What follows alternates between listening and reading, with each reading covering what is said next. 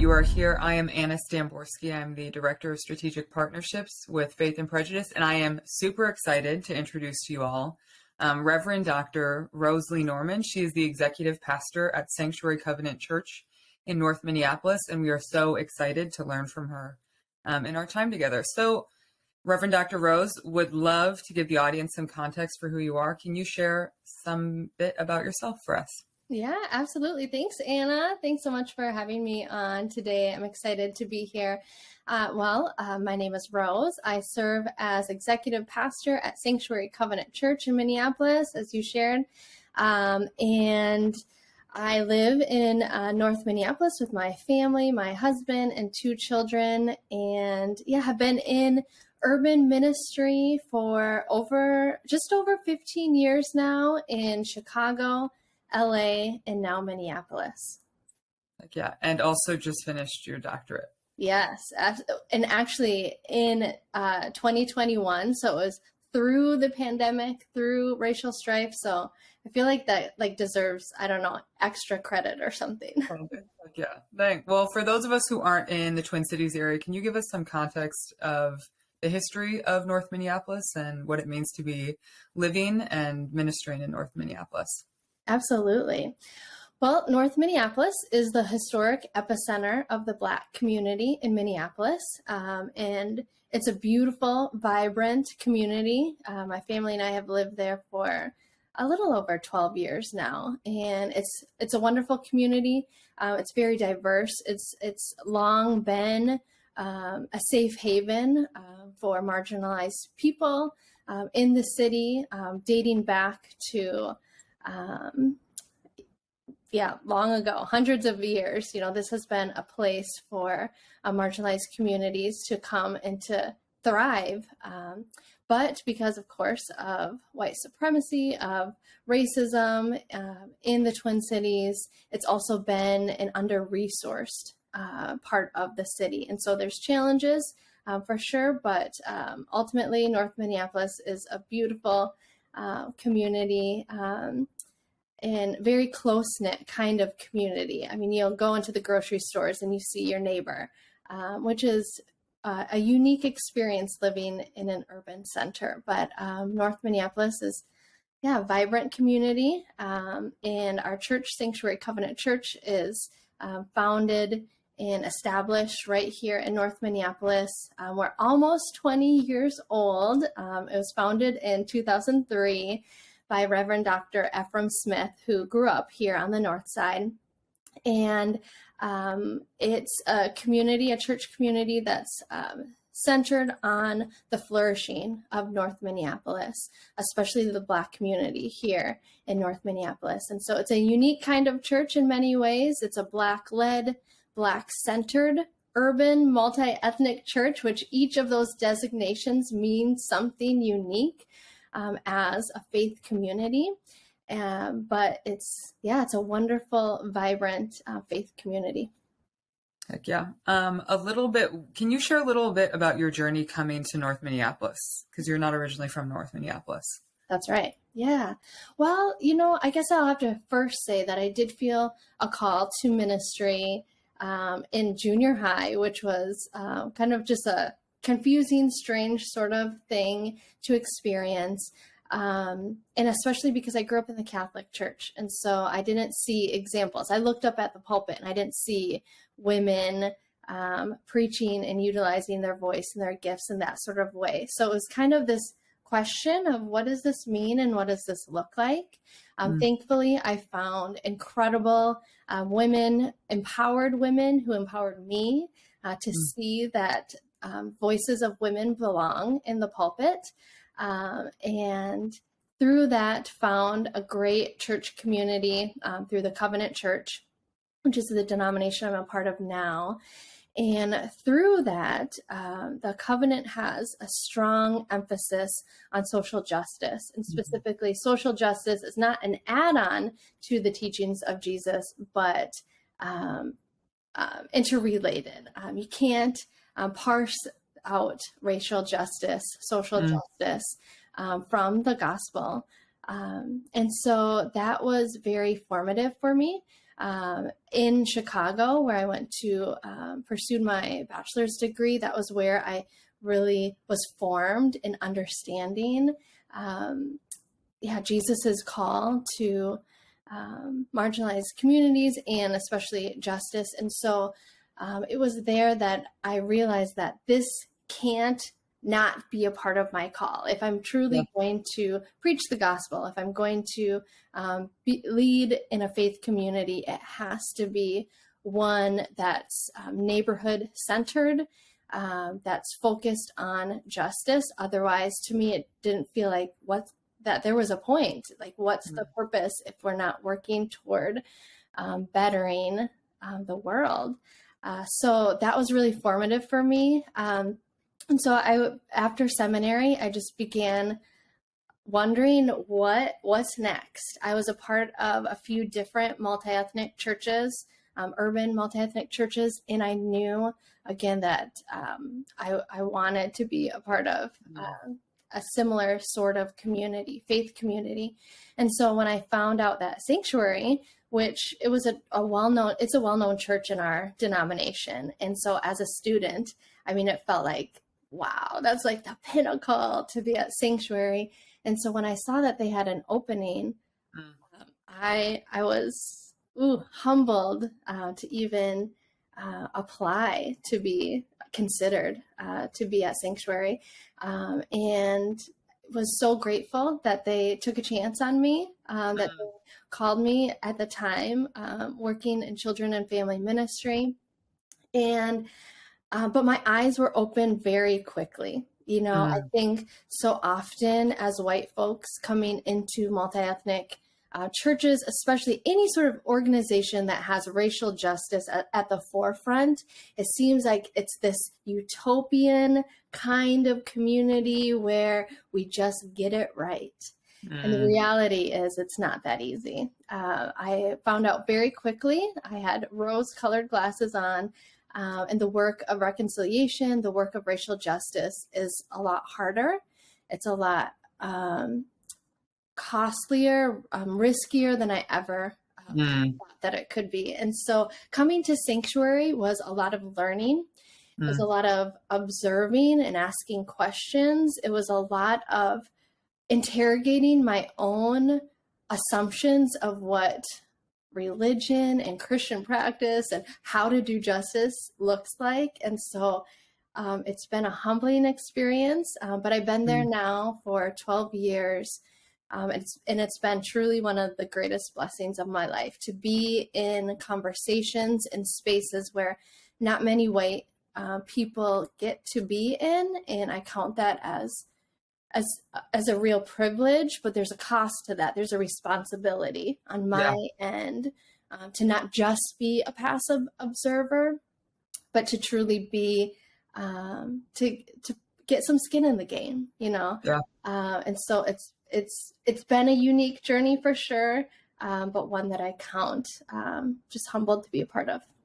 Thank you. Thanks so much for that. So for the audience, I just finished seminary. I got a Master of Divinity, and with a focus on what does it look like to look into multiracial organizations, especially churches, and the dynamics that are at play. And so I really wanted to highlight in this time together the work that Sanctuary Covenant Church is doing. They are a particular church that is often not found, especially looking at it sociologically speaking. When we look at the future of multiracial churches and even the past, it has often been historically white churches that want to become racially diverse and all of the problematic and unhealthy dynamics that come with it. But when it comes to Sanctuary, what's amazing about it is they are known in the community as being a Black-led, Black-centered, multicultural church. And so really wanted to be able to learn and have us all learn from Reverend Dr. Rose about her own journey in this. And so a statistic that I found really fascinating is sociologists Kevin Dougherty and Michael Emerson, who are pretty infamous in this work around multiracial churches, found that around 72% of multicultural churches are led by white pastors. So Reverend Dr. Rose, we would love to hear if you can describe what it has felt like. You already gave us a little bit about that, but what it's felt like being a white female executive pastor that intentionally wanted to be at a church that was Black-led. Absolutely. Well, I often hear people say, wow, sanctuary is so unique. Mm, And in some ways, Anna, that's really true because of that statistic that you shared. But also historically, the reality is that multi-ethnic churches began as a Black-led, mm, Black-centered movement. And it began with Dr. Howard Thurman, who uh, co-founded the Church for the Fellowship of All Peoples. That was in 1944 in San Francisco. I mean, that's really important to name. And I think for me, it was important to understand the historical narrative of multi-ethnic churches, especially those that the Black-led movement of multi-ethnic churches. And so I think it's important for, the 74% or whatever it is that are white-led multi-ethnic churches to understand that history, mm, that these churches that especially arose in the early aughts, there's just an explosion of them. I mean, even Sanctuary began in 2003. There's a longer history, though, mm. and that history includes a Black-led movement. And so what has it felt like as a white woman to be a part of this movement? Again, humbling, really, really humbling. It's been a lifelong journey. There's not been a time where I've arrived and like, I figured it out. I think a lot of white congregants assume that of me. Mm. And I have to be really clear and direct that this is like live, a journey that's very live and happening right now, even with the experiences I've had. And so it's opened my eyes to see what this Black-led movement of multi-ethnic churches has been, and what it could be if we really understood that history. And I think it has caused me on a deeper level to understand what my privilege and power is when I walk into our church, because I think so often white folks come to a church like Sanctuary, multi-ethnic church, and they walk in and they think that they check their privilege at the door because leadership is diverse. There's Black leaders at the highest level of authority, and therefore this has to be a different kind of space. And I can just sit back and I can observe or be a part of it. But the reality is that it takes conscious effort to really understand the way that our normative understanding can derail the mission of these multi-ethnic churches, of these communities. And it takes a lot of self-reflection and understanding to realize that. And it takes a lot of discomfort, because we all have an idea of what we want our church and spiritual experience to be about. Yep. And that bubble can burst pretty quickly if we're truly willing to center a different cultural expression and allow that to flourish. Yeah.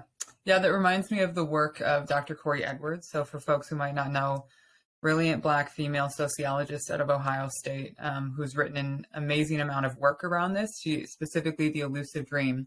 And she talks about how you can have Black leadership, you can have a majority Black church, but if you have white folks in the congregation who are unwilling to be uncomfortable and unwilling to decenter themselves, it can start to become centering white folks. And so I think there is this growing awareness, specifically with white American Christians, of what does it look like for us to gain endurance and being uncomfortable, and doing so because we believe we have something also to gain in that, and not just centering our palates when it comes to church.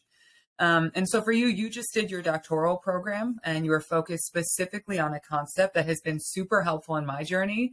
Shout out to Reverend Dr. Rose. Her dissertation supported my thesis in seminary.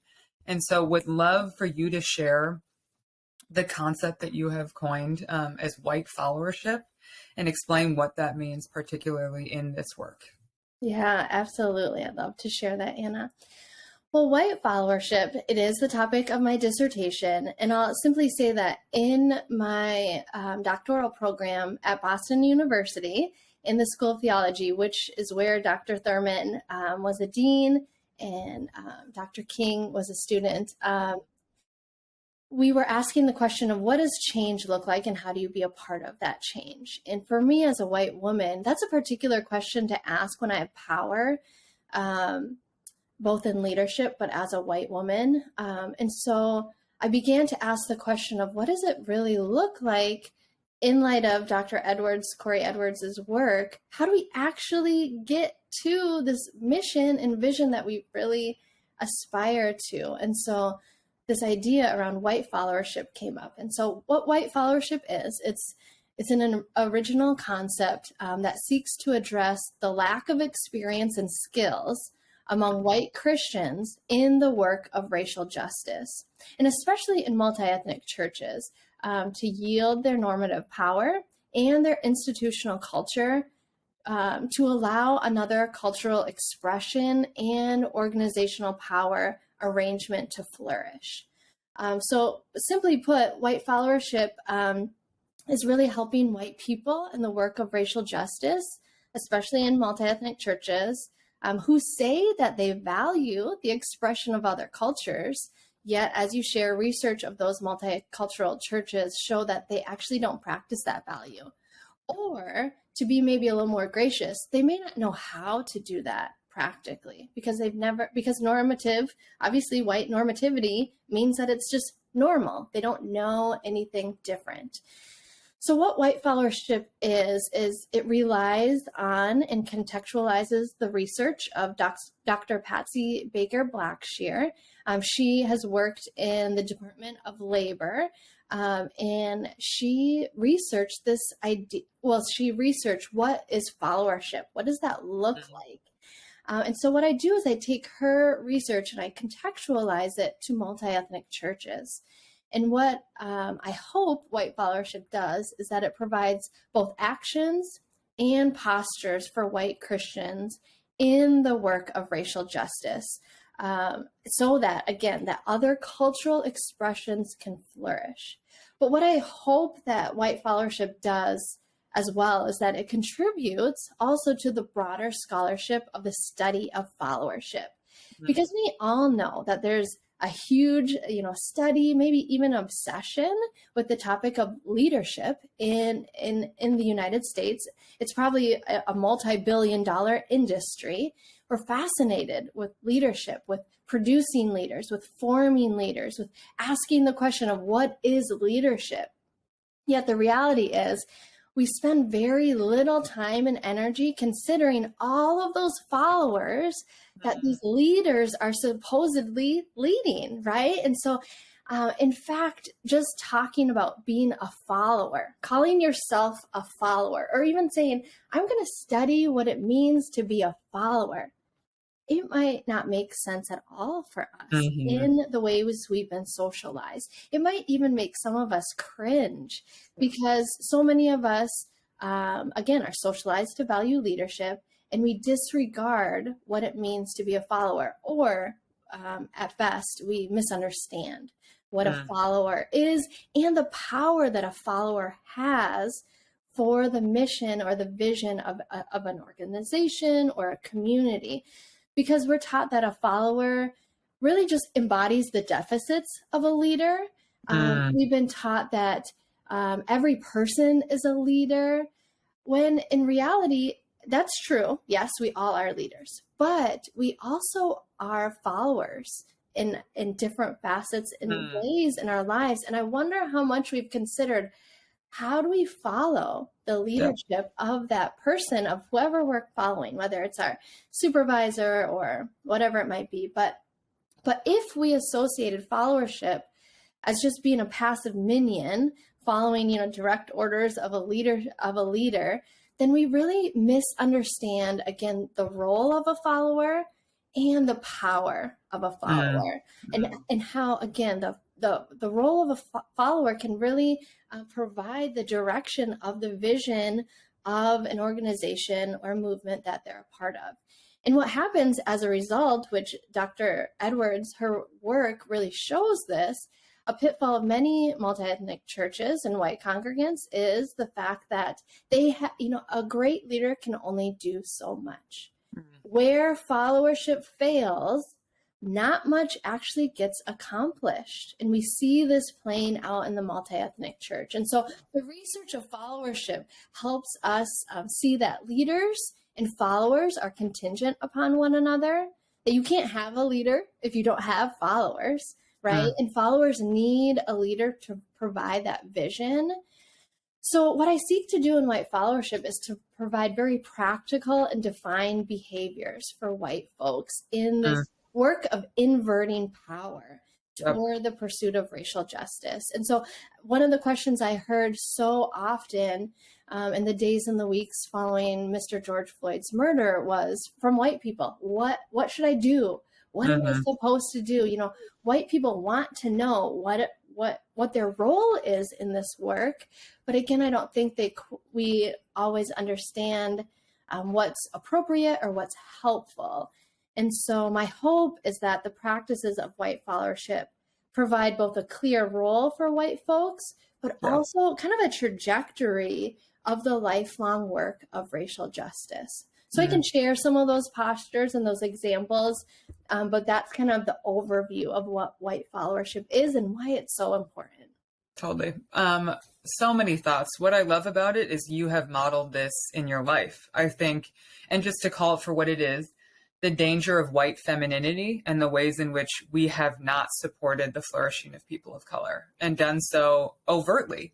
And so I think what I love about this is it does invert that, and the fact of I will be an accomplice for racial justice as a white woman by following.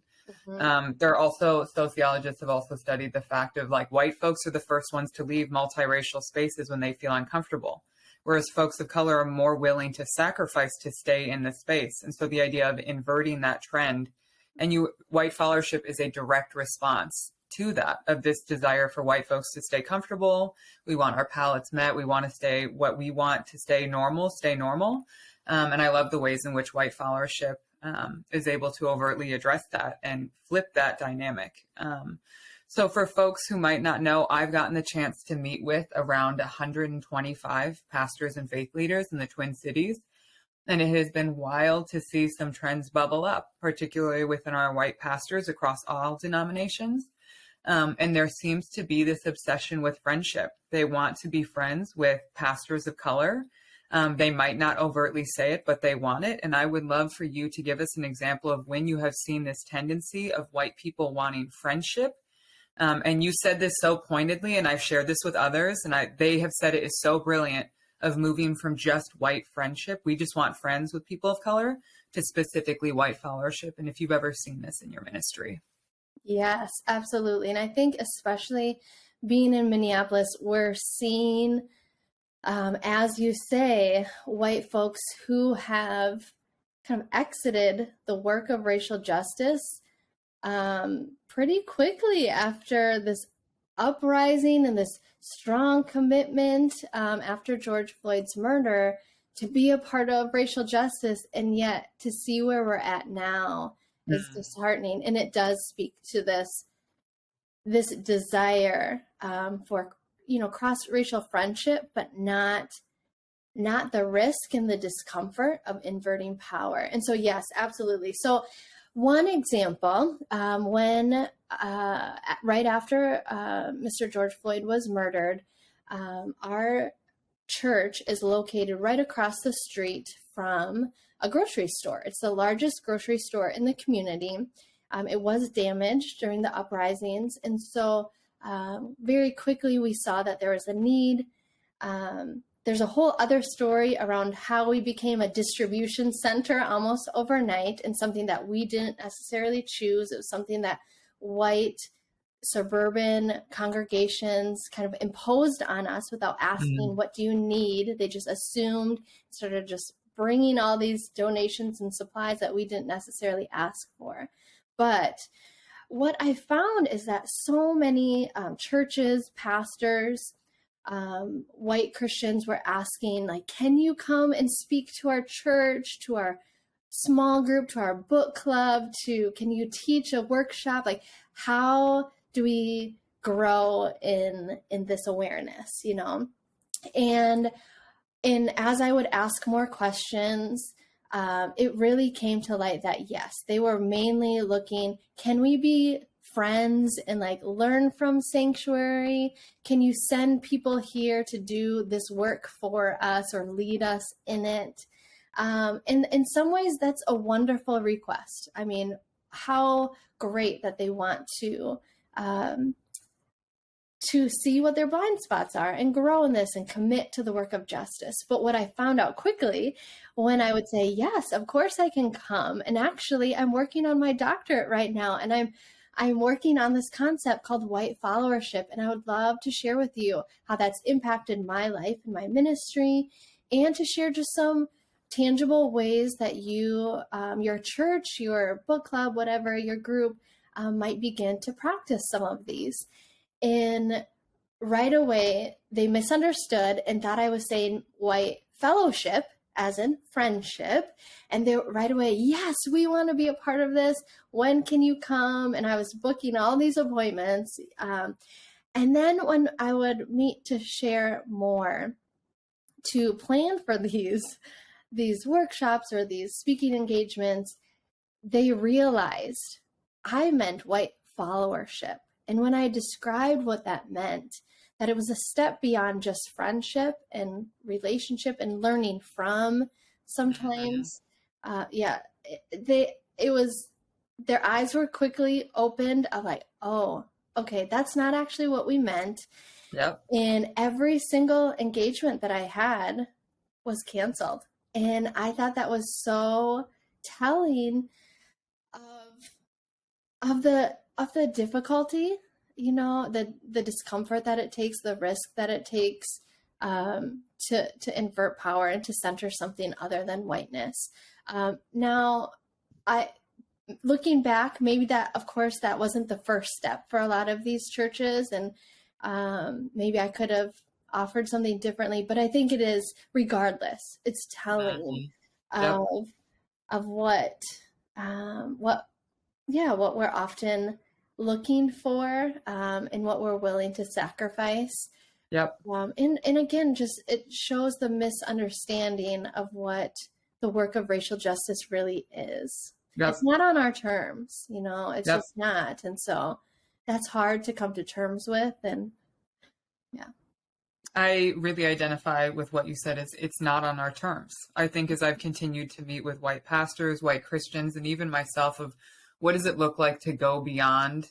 And I've had this conversation this last week of folks we think the end goal is empathy and friendship, and that's not it. And it's also, white folks think the end goal is friendship on our terms, and we get to dictate the terms of engagement and how we're going to sacrifice and what it's going to look like. And I've heard it time and time again from pastors of color, is that it is always on the terms of white folks. And so what does it look like for us to engage in this work not on our terms? And the idea that this work is going to be costly, and even having honest conversations of like, we are called to take up our cross, and there is nothing like painless, and follow. And there's nothing painless in the matter. Like, if we think this is going to be painless, that we've lost it. Like, that's not the way of the cross. And it should, in my opinion, there's a point at which like there should be an amount of pain and sacrifice, because this is costly, and it's a lot of unlearning and undoing and relearning. And we're not used to it. It's a muscle that we have not grown, and we have thought that we are always in charge and we get to stay in charge. And that is not the fact at all. And so I think it has been refreshing to be a part of this conversation and realize that the bar needs to be raised, not lowered. And the expectations need to be raised. And just because you can be a nice white person is not good enough, and that you want friendship is not good enough. What does it look like to engage in radical followership? And we can argue easily that's the way of the cross. Absolutely. And from my research, some of the postures of white followership too, that you just mentioned, one is that they persist through discomfort, which is really, really difficult, and that they hold themselves to a high standard. I mean, when you think about followership generally, I mean, a follower will persist, they'll stay, they have staying power, they're able to see kind of the end game, and that there's a pursuit of continual improvement and competence But what we see, and in contextualize then with white followership, it is that high standard that we actually, as white followers, we control the depth and the breadth of our engagement in this work. And we have to realize that falls on us and that we have to hold ourselves to a high standard. Totally. Yeah. And on that note, I mean, I would love to hear if we have some white folks who end up listening to this, like, what would you say are recommendations, next steps for us engaging further in white followership? Yeah, that's a great question. And I appreciate that one. I guess I'll say that I'm on the journey with you. And it's not something that any of us can achieve, of course, in listening to one podcast or one workshop or training. It really is lifelong work. It's a commitment, not just in our vocation, but our whole life. And it really is humbling. And so I guess my first encouragement would just be to sit with this idea of white followership. Because often people do ask me, like, what's the first step? As if it's a formula. It's not a formula. It's very contextual. We are not all in the same sort of context. Some of us are in a very diverse organization or neighborhood, but some are more homogenous. And so I think my first question to folks is always sit with this concept of white followership and what comes to mind. I think it's dynamic enough of a concept that people's imaginations hopefully can be opened up to something different that maybe than they've considered before. And I would encourage listeners to, just sit with that and consider, what might this look like? How might this impact my anti-racism journey? How might this be contextualized where I'm at?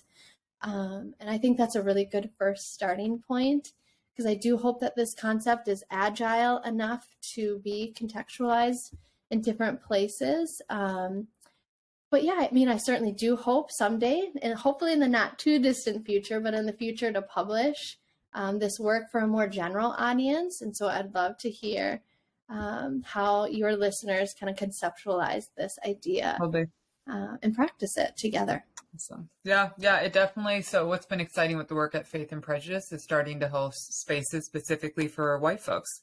And what does it look like for us to hold each other accountable in this work? And so would love to discuss this in our next meeting of what it means for us to be white followers, because I think it's key. And it's key to us growing and also in us uprooting white supremacy in ourselves, right? Like, this is also for us and it's for our healing as well.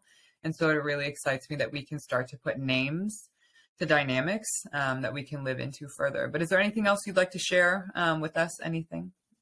Well, I think I'll just say that one thing that I found in my research, because we had to share, how do you know change is happening? Because that's the purpose, of course, to measure if change and transformation is happening. And the first indicator of change is actually witnessing resistance. Witnessing resistance within ourselves, within others, as a sign of dismantling the status quo. And so I would just encourage your listeners to just notice, is there resistance? Is there disagreement? Or is there a conflict, whether internally or externally, as you think about this concept? And don't let that stop you. Because that really is the first marker that change and transformation is on the way. I love it. Resistance is par for the course, people. So if we're doing it right, then there will be resistance. Wow. Well, thank you so much, Reverend Dr. Rose. This has been such a blessing. For folks listening, I hope that you post comments and questions below. Reverend Dr. Rose has been super helpful in my journey. And so I'm excited to see the ways in which white followership will help us engage further in this work. So thank you so much. Thank you, Anna. I appreciate it.